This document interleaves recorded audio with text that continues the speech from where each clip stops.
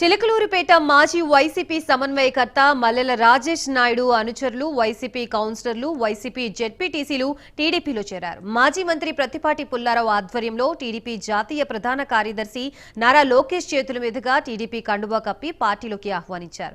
చేరిన వారిలో 5గురు కౌన్సిలర్లు Chemitiganti Parvathi, Jaladi Subbarao, Kolisetti Srinivasarao, Bitra Rajendra, Beringa Moulali, Edlapadu ZPTC Mukta Vasu, YCP senior నాయకులు చేరారు. ఇదే అంశానికి సంబంధించి మనకి మరిన్ని డీటెయిల్స్ అందించడానికి మా ప్రతినిధి రవికృష్ణ సిద్ధంగా ఉన్నారు. రవికృష్ణ.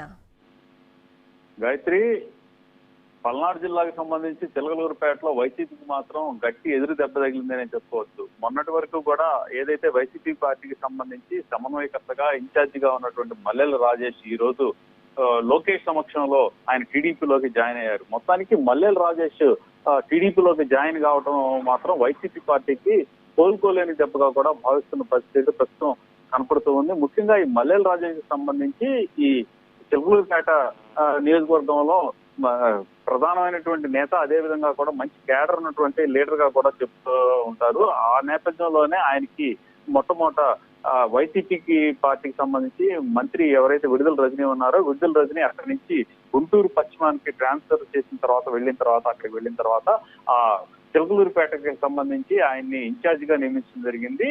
చివరి వరకు కూడా ఆయనకే సీటు కేటాయిస్తారు అని అనుకున్నప్పటికీ కూడా ఆయన్ని తొలగించి ఇక్కడ ఉన్నటువంటి ఎవరైతే గుంటూరు సంబంధించినటువంటి మేయర్ ఎవరైతే ఉన్నారో కావటి మనోహర్ నాయుడుకి ఆ సీటు కేటాయించడంతో కూడా మల్లెల రాజేష్ తీవ్ర ఆగ్రహాన్ని వ్యక్తం చేశాడు.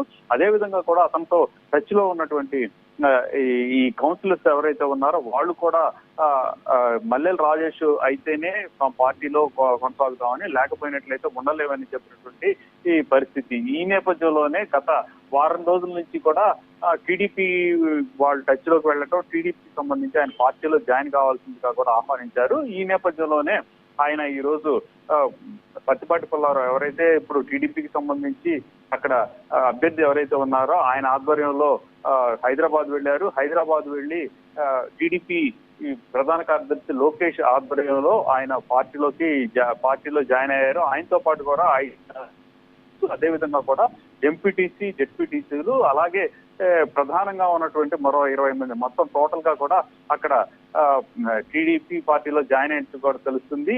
ఈ జాయినింగ్ మాత్రం